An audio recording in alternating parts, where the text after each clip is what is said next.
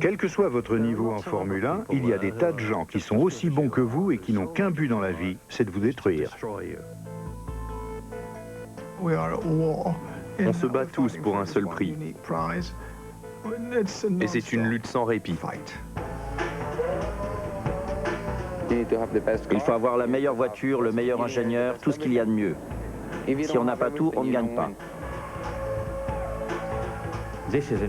C'est une industrie qui brasse des sommes ahurissantes, obscènes.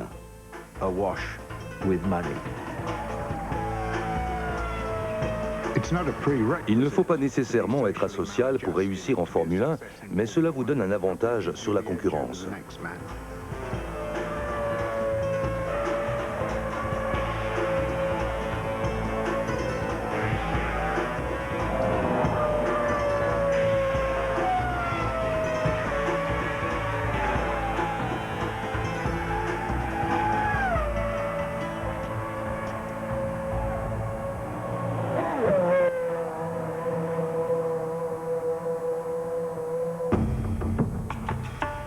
Chaque année, 11 équipes de Formule 1 se disputent 17 courses sur 5 continents.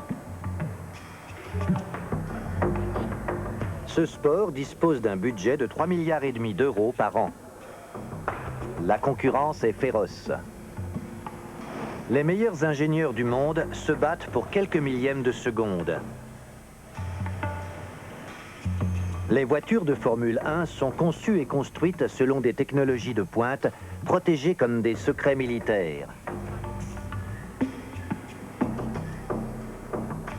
Les meilleurs pilotes de Formule 1 sont des vedettes planétaires. Leurs équipes se servent de leur notoriété pour gagner les subsides colossaux de sponsors. L'argent qu'ils investissent est dévoré par la course au perfectionnement continuel des voitures. Dans cette compétition permanente, on ne peut pas se reposer sur ses lauriers.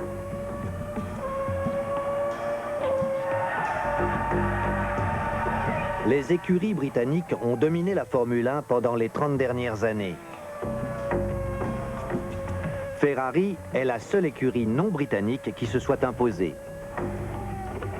L'intensité de la concurrence en Formule 1 est assez comparable à une guerre. À n'en pas douter, c'est une guerre technologique et les Britanniques sont plus doués en Formule 1 que n'importe quelle autre nation européenne. C'est peut-être choquant de dire cela, mais c'est un fait, étayé par des preuves irréfutables. Nous sommes les meilleurs. Mais les écuries britanniques n'ont pas toujours été les meilleures. Pour gagner en Grand Prix, il faut de la discipline, de l'argent et une attention aux moindres détails. Dans les années 30, les écuries allemandes firent une démonstration magistrale de ces règles de base. Les Allemands apportaient du professionnalisme dans un sport réservé jusque-là aux amateurs fortunés. La flèche d'argent de Mercedes-Benz faisait la fierté de l'Allemagne de Hitler. Hitler voulait à tout prix apporter la preuve que la nation allemande était la meilleure dans tous les domaines. Et les courses de Grand Prix étaient pour lui l'occasion d'illustrer la supériorité de la mécanique, de l'organisation et de la gestion allemande. Des subventions considérables permirent à Mercedes-Benz de produire des voitures très en avance sur leur temps.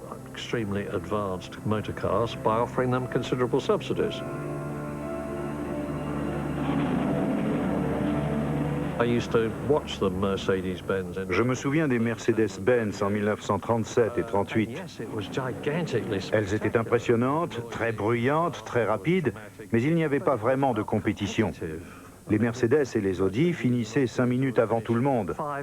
Elles ne couraient pas dans la même catégorie. Ces Mercedes-Benz 154S, qui écrasèrent leurs concurrents dans le Grand Prix de Tripoli en 1938, étaient propulsés par des moteurs V12 surcompressés de 3 litres. Mercedes devait son succès au génie de l'organisation de 7 hommes. En complet gris et chapeau mou, Alfred Neubauer, le directeur de l'écurie Mercedes, était reconnaissable de loin sur la ligne des stands. Pendant la Première Guerre mondiale, il avait réorganisé les nouvelles divisions motorisées de l'artillerie autrichienne. Pour les flèches d'argent, il avait inventé un système de signaux par drapeau qui lui permettait de communiquer avec ses pilotes pendant la course. Je crois que toutes les écuries de Formule 1 ont suivi l'exemple de Mercedes dans les années 30. Tout doit être prévu dans les moindres détails. Les risques sont réduits au minimum et chaque membre de l'équipe sait exactement ce qu'il doit faire. On voit ça dans les arrêts au stand qui sont parfaitement réglés. C'est Mercedes qui a inventé ça, il y a 70 ans. Neubauer supervise les changements de pneus et le ravitaillement du bolide de Hermann Lang. Aujourd'hui, l'héritière des flèches d'argent, une McLaren Mercedes, ne s'arrête plus au stand que pendant 7 secondes.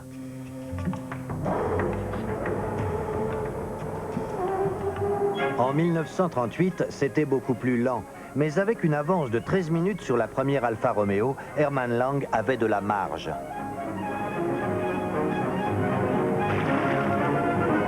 Ce jour-là, une erreur des mécaniciens aurait pu lui coûter la victoire et même la vie. Malheureusement pour Mercedes-Benz et le reste de l'Europe, la Deuxième Guerre mondiale allait interrompre les courses de Grand Prix après la saison de 1938. Mais les flèches d'argent avaient placé la barre très haut. Quelle écurie serait capable de les égaler ?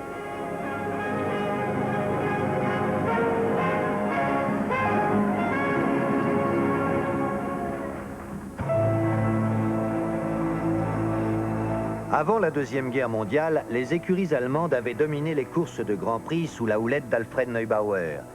Cet homme a en effet instauré les normes de professionnalisme qui régissent aujourd'hui les écuries de Formule 1.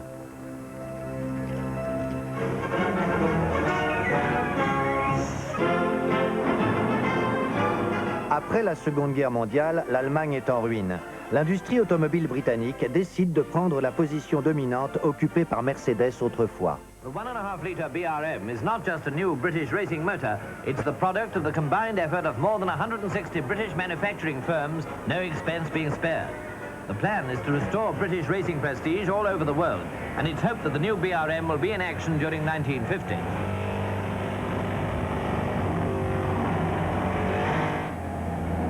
Le très ambitieux projet BRM avait été lancé par un pilote, Raymond Meiss, qui s'était inspiré de l'exemple allemand. À la fin de la guerre, les Alliés se partagèrent le potentiel technologique de l'Allemagne. Alors que les Américains embauchaient les experts allemands en matière de fusées, les Britanniques décidèrent de voler le secret du succès des Allemands dans les courses de Grand Prix. En 1948, le gouvernement britannique publia un rapport secret au titre révélateur, enquête sur le développement des voitures de course de Grand Prix allemandes entre 1934 et 1939. Ce rapport allait inspirer le projet BRM. Mais la BRM était un projet mort-né. Comme on pouvait s'y attendre, elle ressemblait à une Mercedes W154 en plus petit. Mais avec un moteur surcompressé d'1,5 litre à 16 cylindres, elle était trop compliquée techniquement. Par ailleurs, Raymond Meiss n'avait pas les talents d'organisateur d'Alfred Neubauer. Le projet BRM était mal dirigé et finit en fiasco embarrassant.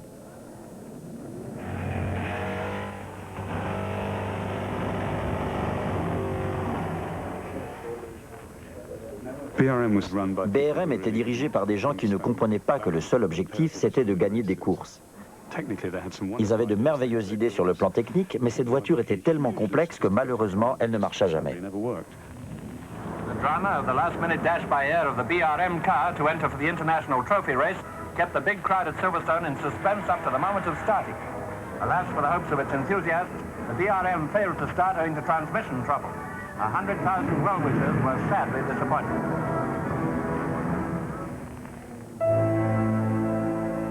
De toute évidence, l'industrie automobile britannique n'avait pas encore trouvé la formule du succès. En 1954, Alfred Neubauer et l'écurie Mercedes-Benz font leur retour en Grand Prix.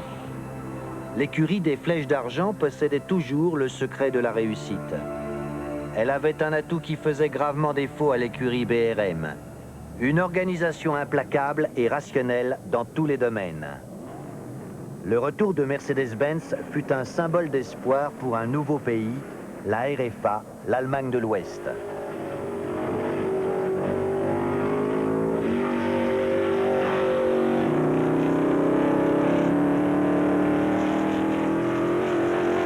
Au bout d'une saison, Mercedes dominait à nouveau le circuit du Grand Prix.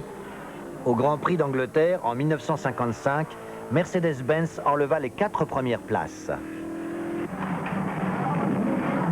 Stirling Moss fut le premier pilote anglais à gagner une épreuve au volant d'une flèche d'argent. L'écurie de Neubauer paraissait invincible. Mais une fois de plus, un événement tragique allait mettre un terme à la domination de son équipe. Mercedes avait annoncé qu'il se retirait de la compétition. Quelques semaines auparavant, l'écurie avait été impliquée dans le plus grave accident dans l'histoire de la course automobile. Pendant les 24 heures du Mans, une Mercedes-Benz entra en collision avec une voiture plus lente dans la ligne droite des stands.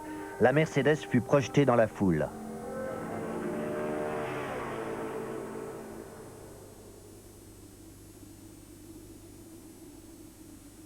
Il y eut plus de 80 morts.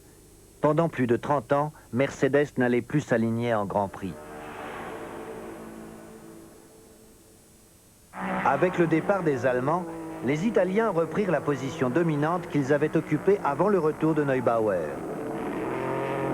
Sans avoir le sens de la discipline de Mercedes-Benz, les Italiens étaient les meilleurs grâce à leurs moteurs brillants et légers.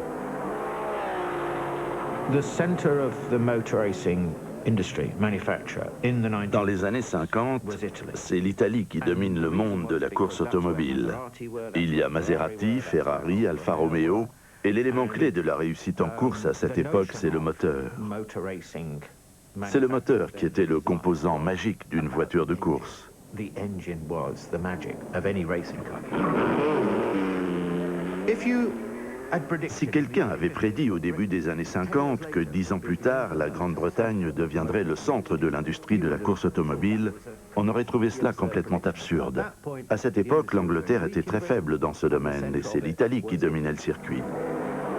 Les Italiens continuaient à gagner des courses et à concentrer leurs efforts sur la puissance des moteurs. Les Britanniques se tournèrent alors vers de nouvelles technologies.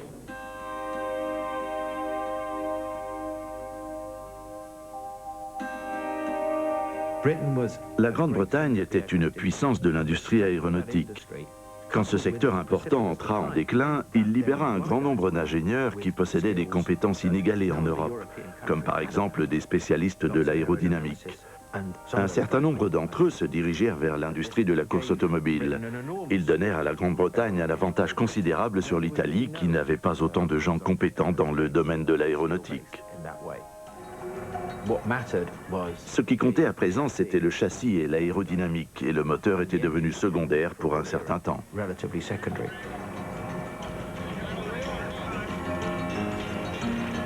À la fin des années 60, les écuries pouvaient acheter des moteurs fiables directement chez Ford et des boîtes de vitesse chez Hewland. Ils restructurèrent les voitures pour placer le moteur derrière le pilote. Les voitures couraient sur des aérodromes désaffectés datant de la Deuxième Guerre mondiale. Le grand Enzo Ferrari se moquait des écuries britanniques et de leurs nouvelles ambitions en les traitant de garagistes, des mécaniciens de garage. Les Anglais construisaient des voitures petites et légères avec des moteurs achetés à d'autres constructeurs. Ils fabriquaient des châssis légers qui étaient parfaitement adaptés au circuit très lisse des aérodromes, alors que les voitures construites par les Allemands, les Italiens et les Français avant la guerre étaient plus robustes parce qu'elles couraient sur route.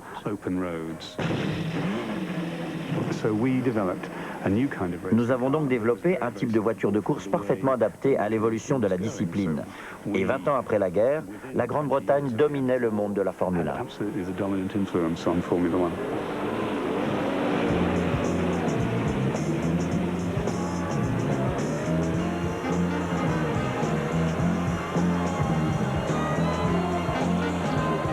Les années 60 ont été l'âge d'or des écuries britanniques. Pendant cette décennie, les équipes anglaises ont gagné 8 championnats du monde des constructeurs. C'était un secteur bien moins structuré où régnait même une certaine pagaille et beaucoup d'amateurisme. On pouvait survivre en franc-tireur, on n'était pas obligé d'engager 2 voitures, on n'était même pas obligé d'être constructeur. Il suffisait de dénicher une voiture d'occasion, trouver un moteur, engager un pilote, et si on arrivait à réunir assez d'argent pour s'inscrire, on pouvait figurer honorablement.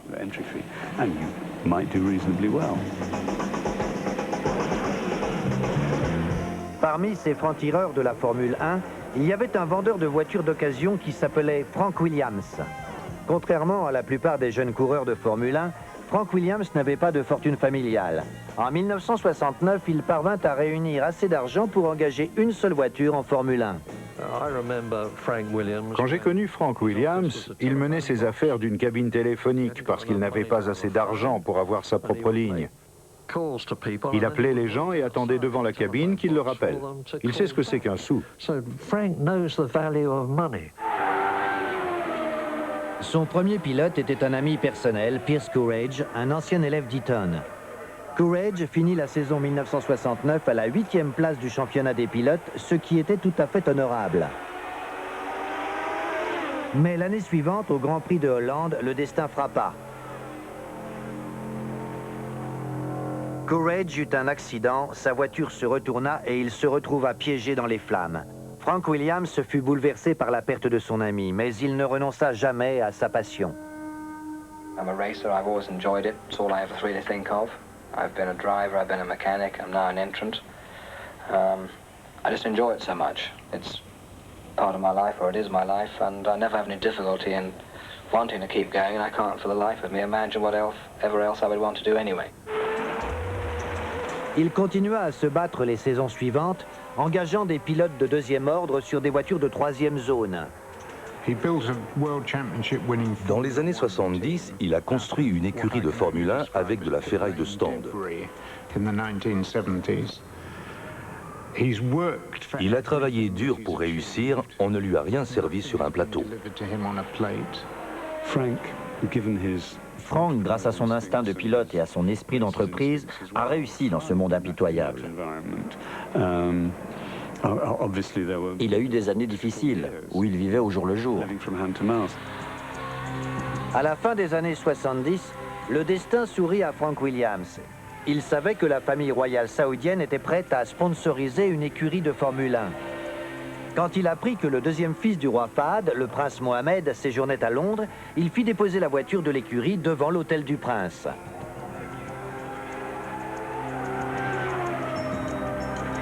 Le prince se prit de sympathie pour ce Frank Williams qui ne buvait pas d'alcool.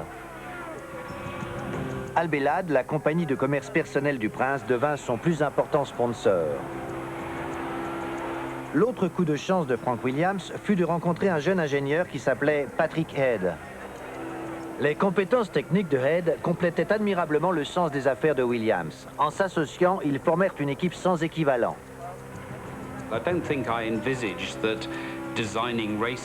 Je n'avais jamais imaginé que je pourrais gagner décemment ma vie en concevant des voitures de course.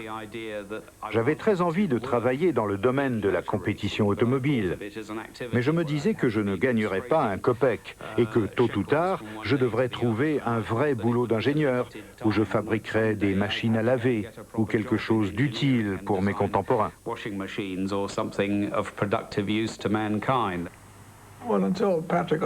Jusqu'à l'arrivée de Patrick, je me débrouillais tant bien que mal, et je n'avais jamais vraiment réussi.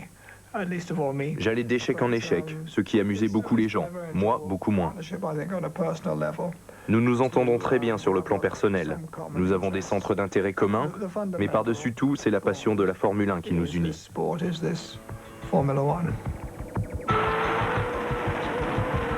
Head créa la Frank Williams 07, la première voiture réussie de l'écurie. Elle était solide, fiable et conçue selon une approche totalement pragmatique.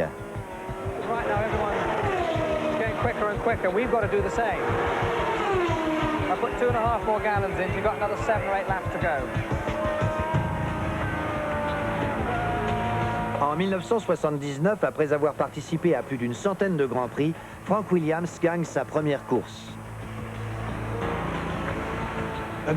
Je ne sais pas combien de grands prix j'avais fait jusque-là, mais j'étais très heureux, mais aussi un peu gêné du temps qu'il avait fallu pour décrocher la première place. Après cela, notre situation s'est considérablement améliorée.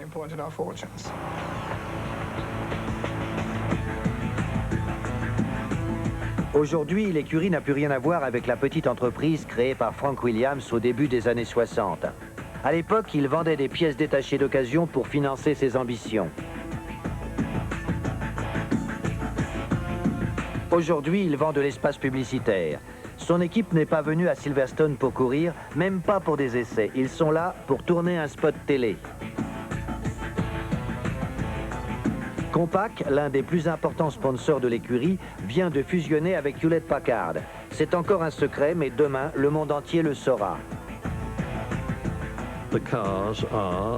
Les voitures forment une caravane publicitaire qui touche un public planétaire gigantesque, qui se chiffre en milliards. J'ai bien dit milliards. De mai à novembre, des milliards de spectateurs suivent les courses. La Formule 1 a deux publics. Le premier qui ne compte pas beaucoup et un second qui a beaucoup d'importance. Le premier public, ce sont les gens qui assistent aux courses. Celui qui est très important, c'est l'autre. Ce sont les téléspectateurs parce que ce sont eux qui alimentent les budgets. Et la Formule 1 est une affaire de gros sous. Chaque Grand Prix attire en moyenne 350 millions de téléspectateurs. Il y a 17 courses de Grand Prix par an. Cette visibilité mondiale fait du carénage des voitures un produit de très grande valeur. Frank Williams sait très bien le vendre. Je crois que pour Frank Williams, la négociation des contrats publicitaires est un exercice qu'il adore. C'est une autre forme de compétition. C'est le meilleur vendeur d'espace publicitaire du circuit. Sur les Williams, même le carénage des amortisseurs est vendu à un sponsor. Il est le seul à faire ça. L'argent des sponsors a transformé la Formule 1. En 1968, Colin Chapman fit scandale dans le monde du sport quand il remplaça les couleurs traditionnelles de son écurie Lotus, vert et jaune, par le rouge, blanc et or d'une marque de cigarettes.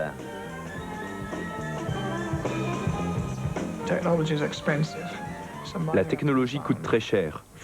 Il fallait trouver de nouvelles sources de financement pour compléter les sponsors traditionnels de la Formule 1, que sont les compagnies pétrolières et les fabricants de pneumatiques. L'argent est la clé du succès dans bien des entreprises, et tout particulièrement dans ce sport. Les millions de l'industrie du tabac ont financé la Formule 1 pendant les années 70 et 80. Mais la fête est finie. Aujourd'hui, de telles images appartiennent au passé. Les écuries ont fini par céder aux pressions des gouvernements et ont accepté de renoncer à toute publicité pour le tabac en 2006.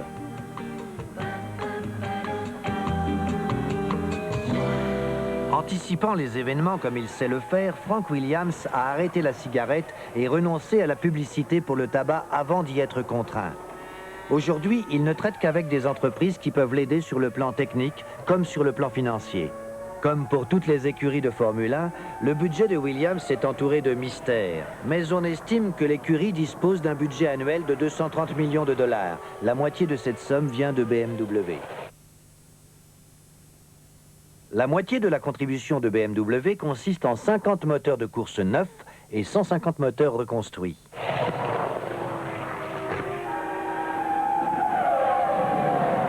Hewlett-Packard engage 36 millions de dollars, y compris un superordinateur Alpha d'1 million de dollars.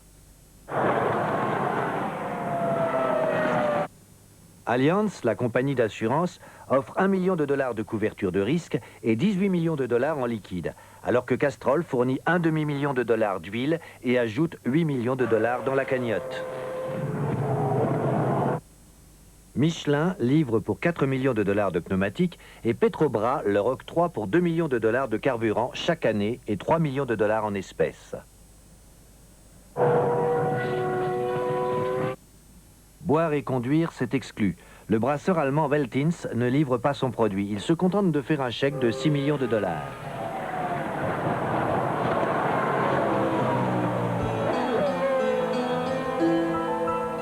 Avant que ces voitures ne deviennent des panneaux publicitaires roulants, les écuries couraient sous les couleurs de leur pays. Les Anglais en vert, les Italiens en rouge et les Allemands en argent. Les courses de Grand Prix ont été un exutoire pour la fierté nationale bien avant la Deuxième Guerre mondiale. On peut considérer que le gouvernement allemand a été le premier sponsor de courses de Grand Prix, ce qui est devenu aujourd'hui la Formule 1. Aujourd'hui, les grandes entreprises ont pris le relais. Elles font pour des raisons commerciales ce qu'Hitler faisait pour des raisons politiques. Au XXIe siècle, les nations européennes ne se font plus la guerre. Aujourd'hui, ce sont les multinationales qui s'affrontent et la Formule 1 est en première ligne. Il est vital de trouver des sponsors, mais la vraie bataille a lieu derrière des portes closes, dans le secret du quartier général de Williams.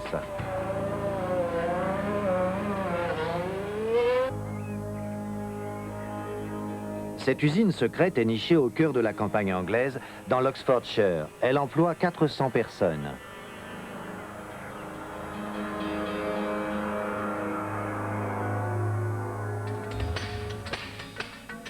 Certains des meilleurs ingénieurs du monde s'activent à dépenser près d'1 quart de milliard de subventions privées. Les écuries de Formule 1 dépensent tout l'argent qu'elles peuvent recueillir et elles n'en ont jamais assez. Il faut dire que ce sport est d'un tel niveau de technicité aujourd'hui qu'il exige des investissements colossaux. Les techniciens travaillent jour et nuit pour améliorer la vitesse de la voiture de quelques fractions de seconde. Dans ce contexte, les directives européennes sur les horaires de travail passent à la poubelle. Dans la Formule 1, on ne ménage pas sa peine. Il s'agit de travailler plus dur que chez les autres. Chez Williams, on travaille plus dur que chez Ferrari. Il est très difficile de trouver et de former des gens pour ce genre d'environnement. Généralement, ils viennent du milieu de la compétition automobile, dans des catégories moins prestigieuses, et ils arrivent à entrer dans une écurie de Formule 1. On n'a pas le temps de bavarder, on travaille du matin au soir, c'est comme ça qu'on gagne des grands prix. C'est ce niveau d'engagement et d'acharnement au travail qui vous permet de battre la concurrence.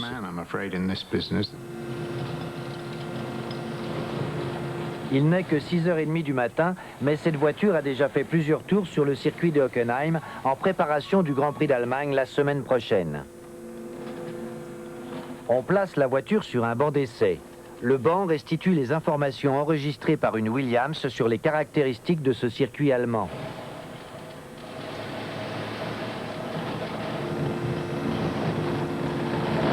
Ces informations permettent aux ingénieurs de soumettre la voiture aux mêmes secousses que celles qu'elle subira sur la piste.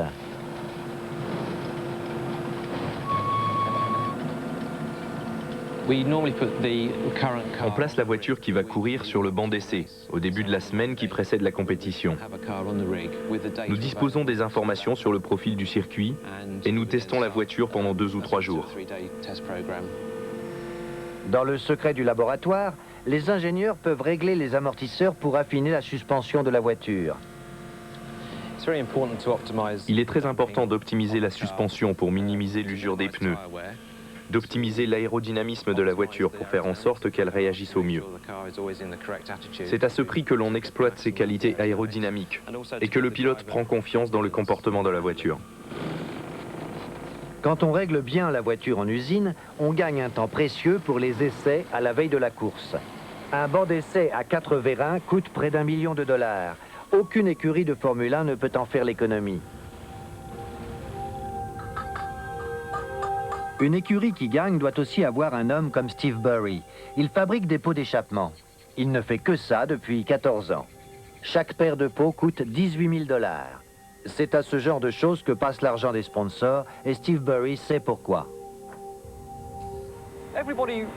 Tout le monde se souvient du vainqueur, pas du second ou du troisième.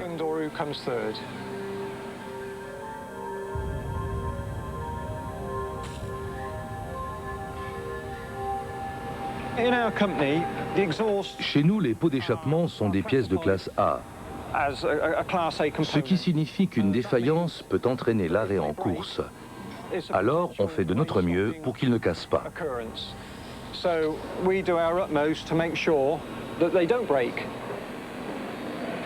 Pour éviter que les pots ne cassent, on les fabrique en Inconel, un alliage de nickel et de chrome qui a été mis au point par Rolls-Royce pour les moteurs d'avion.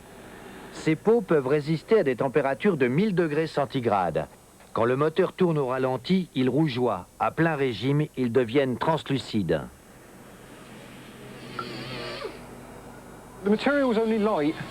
Cet alliage s'illumine parce qu'il est très fin. C'est un matériau très difficile à travailler parce qu'il est très dur. Si on veut le marteler, il reprend sa forme initiale. Quand on le plie, il prend une forme ovale. On n'arrête pas d'avoir des problèmes. Mais sans ma pièce, il ne pourrait pas courir. Les écuries anglaises n'auraient jamais pu gagner sans des hommes comme Steve Burry. Ces artisans hautement qualifiés, qui travaillent avec des matériaux et des techniques issus de l'aéronautique, ont largement contribué aux victoires britanniques. Patrick Head, le directeur technique, a ancré l'écurie Williams dans cette culture d'atelier. Je crois que Williams doit ses succès répétés au fait que Frank et Patrick sont d'abord des pilotes. Ils ont la course dans le sang. Ils sont arrivés sur le circuit à une époque où les écuries britanniques étaient débutantes. Ils ont mis les mains dans le cambouis, ils sont partis de zéro et ils n'ont jamais perdu le goût de la compétition.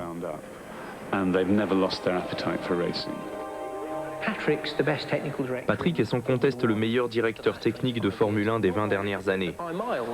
C'est un passionné de mécanique et il souffre quand ils ne sont pas les plus rapides. Williams, c'est une société de construction mécanique.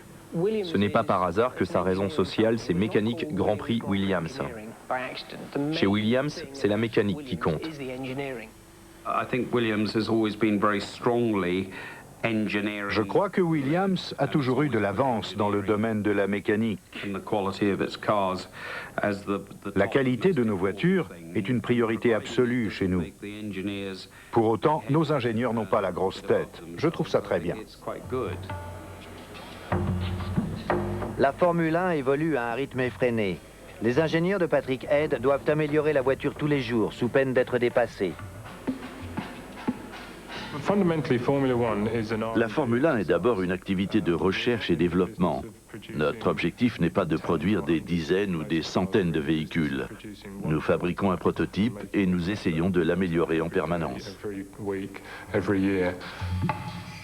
Quand un composant n'est plus à la pointe de la technologie, il devient immédiatement obsolète. On ne ménage aucun effort pour améliorer même les plus petites pièces de la voiture. En conséquence, les 450 employés de Williams ne construisent chaque année que 8 voitures. En fait, l'équipe ne les fabrique pas entièrement. Williams produit la plus grande partie des pièces, mais BMW leur fournit un moteur V10 de 3 litres. Les plaquettes de frein et les disques sont faits par Carbon Industry. Les étriers de frein et l'embrayage sont fournis par AP Racing. Les jantes viennent de OZ. Les composants les plus importants et les plus secrets viennent de chez Michelin. Il s'agit bien sûr des pneus.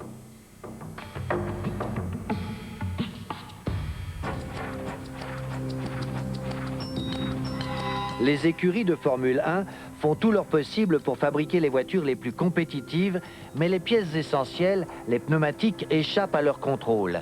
Ils n'ont même pas le droit de les monter sur leur voiture. Le fabricant envoie sa propre équipe sur le circuit pour procéder au montage. Sur une Formule 1, les pneus sont des composants aussi perfectionnés que toute autre pièce. Sur circuit, les pneus font jusqu'à 50 tours par seconde. Dans les virages, ils subissent des pressions latérales qui peuvent atteindre plus de 3 atmosphères. Quand le pilote freine, ils ralentissent la voiture de 280 à 80 km/h en 2 secondes. Les entreprises qui savent fabriquer des pneus de Formule 1 gardent jalousement leurs secrets.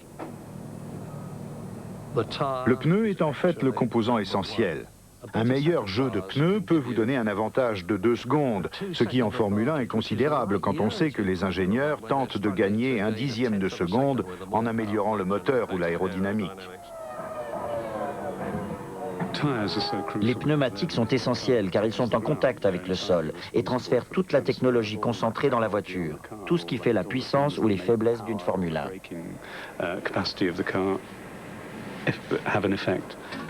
Ils déterminent la stratégie de course. Un pneu doit durer 1/3 de la course dans une stratégie à 2 arrêts, la moitié de la course dans le cas d'un seul arrêt. Les fabricants de pneus de Formule 1 essayent de faire des pneus qui adhèrent et qui durent, 2 qualités en soi incompatibles. Ils essayent de trouver le meilleur compromis.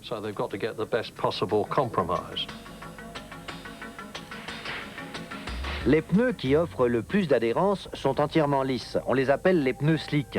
Ils sont les plus adhérents parce que toute la gomme est en contact avec le sol. Ils ont été interdits.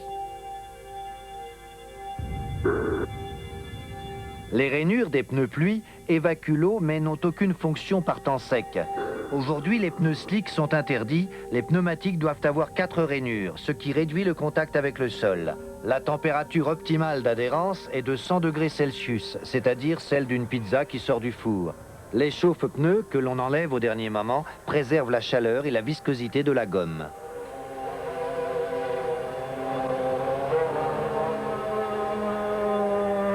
On a souvent dit des pneus qu'ils sont la magie noire de la Formule 1. Quelles que soient les conditions météo, temps sec ou pluie, ils ont une importance capitale.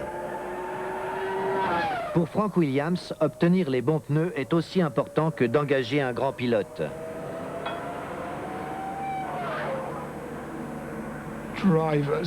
Les pilotes sont l'un des 4 paramètres qui déterminent les performances d'une Formule 1. Il y a la puissance du moteur, l'aérodynamique de la voiture, le pilote et les pneus. Le pilote compte pour 25% dans les performances. Les pilotes sont très importants. Il suffit de voir leur salaire pour s'en convaincre.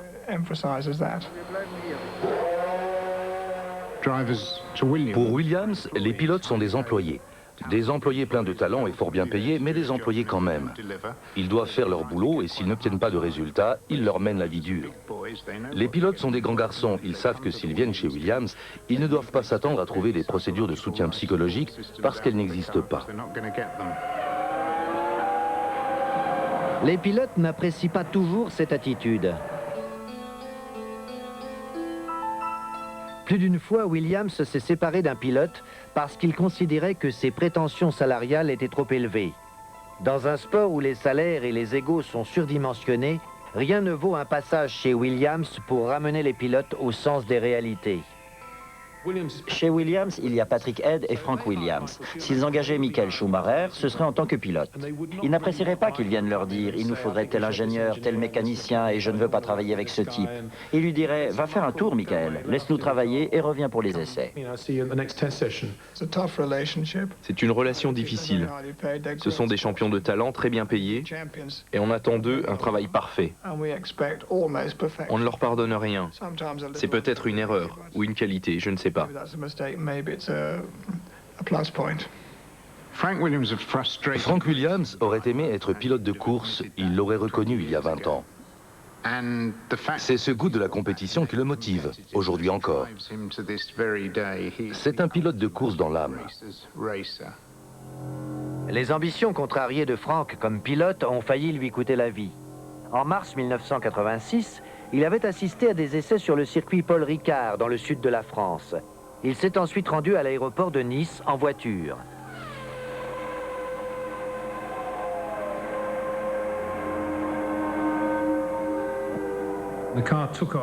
La voiture avait décollé et est retombée le capot en avant dans un champ. Elle s'est retournée et nous avons fini sur le toit. Malheureusement, Frank a été plus touché que moi au cours du premier impact. Le toit s'est enfoncé de son côté et il a reçu un coup vertical sur le crâne, ce qui a eu pour effet de déplacer la 4e et la 5e vertèbre et d'écraser la moelle épinière.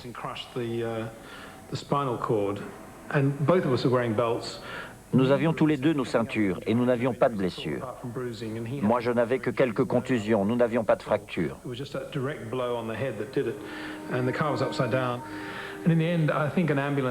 Une ambulance est arrivée au bout de 50 minutes. Pendant ces 50 minutes passées ensemble, Frank est resté parfaitement calme. Il parlait calmement, sans panique, de ses projets. C'était une réaction typique d'un pilote de Formule 1, qui garde son calme dans un moment critique.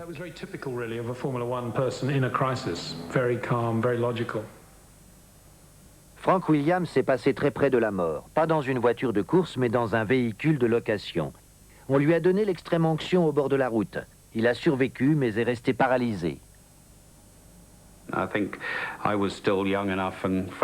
Nous étions tous deux encore assez jeunes pour encaisser.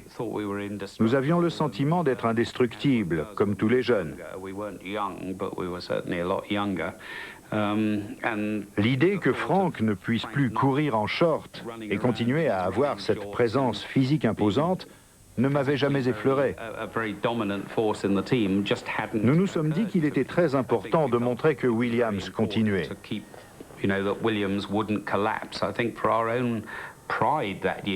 Nous mettions un point d'honneur à faire la preuve que nous pouvions continuer à faire du bon boulot.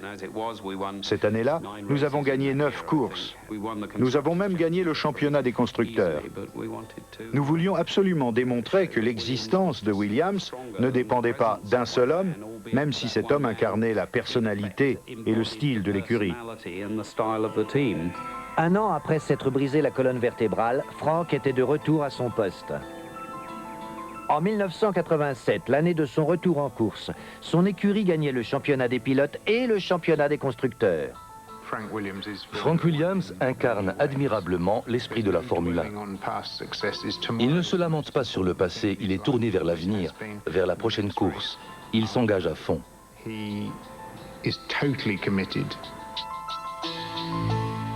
L'année où Frank Williams revint à la compétition, il se produisit un autre événement important qui allait avoir un grand impact sur l'avenir de la Formule 1. Bernie Ecclestone, un autre vendeur de voitures d'occasion et un ami de Frank Williams, devint le vice-président chargé de la promotion de la FIA, l'institution qui régit la Formule 1. Il allait bientôt devenir l'homme le plus puissant dans l'histoire de la Formule 1 et l'un des hommes les plus riches d'Angleterre. La Formule 1 est une lutte permanente pour la suprématie. Les écuries se battent pour avoir les plus gros sponsors, la technologie la plus avancée, le plus de points en championnat. Et pourtant, elles sont liées par des intérêts communs. Leur guerre, habilement vendue au public, a fait la fortune de beaucoup de gens. Il y a plus de millionnaires au mètre carré dans un paddock de Formule 1 que n'importe où dans le monde. Mais c'est un club très fermé. Ce sont les mêmes types qui dirigent ce sport depuis 20 ou 25 ans. Ils ont mis en place un système bien rodé. Ils se partagent un gros gâteau. Ils font très attention pour que les parts du gâteau ne diminuent pas et que le gâteau reste aussi gros que possible. Ce n'est pas une démocratie. C'est une communauté, mais elle n'est pas démocratique. Le patron de ce sport, c'est Bernie. Let's get all the cars back into the pits and change tires. All the cars back into the pits and change the tires. Come on. La Formule 1 est dirigée par l'un des plus habiles vendeurs au monde, Bernie Ecclestone, qui a commencé sa carrière en vendant des motos et des voitures d'occasion et qui est devenu un homme fabuleusement riche. Je crois que des tas de gens sont intimidés par Bernie et c'est comme ça qu'il obtient ce qu'il veut. But luck, you've got a discount because everyone gets good and bad luck. It's like playing roulette, you know. So I think you need to throw that away because it'll come good and bad for you. Peu après avoir acheté l'écurie Brabham en 1971, Bernie Ecclestone devint le secrétaire de l'association des constructeurs de Formule 1, la FOCA. Cette association avait été fondée pour représenter les patrons d'écuries privées qui avaient dans le passé été à la merci des grandes équipes des constructeurs. En 1978, il devint directeur exécutif de la FOCA. 3 ans plus tard, après un conflit de prérogatives avec la FIA, il emportait le privilège de négocier les contrats de droits de retransmission télévisés. Il renforça son influence sur ce sport en devenant vice-président de la FIA en 1987. Récemment, il s'est assuré des droits commerciaux de la Formule 1 pour 100 ans. Il partage cette manne avec les patrons d'écurie. La répartition du gâteau est un secret bien gardé. Aujourd'hui, le génie commercial de Bernie Ecclestone a convaincu les plus grandes entreprises de la planète de monter sur son manège d'argent, de publicité et de technologie de pointe. En réussissant à transformer la Formule 1 en un produit mondial, il a peut-être compromis la culture des petits constructeurs qu'il était censé protéger. Nothing is forever. And, I think that you can... Rien n'est éternel. Et l'on voit que la domination incontestée des écuries britanniques est en train de s'éroder. Les grands constructeurs automobiles sont entrés en force dans le monde de la Formule 1. BMW est l'un d'entre eux. Le géant bavarois s'est associé à Williams en 1998. L'engagement de l'entreprise dans la Formule 1 pour 5 ans lui coûtera près d'1 milliard de dollars. Après un investissement de cette envergure, il est probable que BMW voudra suivre l'exemple de son rival Mercedes et acquérir une participation permanente dans une écurie de Formule 1. Le centre de gravité de ce sport n'est plus en Grande-Bretagne comme autrefois. L'argent des grands constructeurs l'entraîne vers d'autres pays, vers la France, l'Allemagne et le Japon. Il n'est plus très logique de fabriquer des voitures en Angleterre. Je crois que les constructeurs anglais sont menacés. Personne ne devrait se dire que la Formule 1, c'est l'Angleterre et que nous sommes toujours les meilleurs.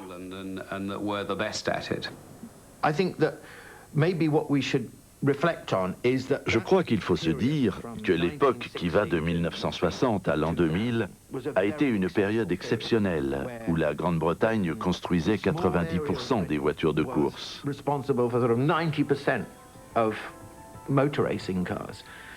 Cette domination a pris fin. La construction de Formule 1 se déplace vers d'autres pays. Est-ce que ce sera un mouvement rapide? Personne n'en sait rien. But one can only speculate about.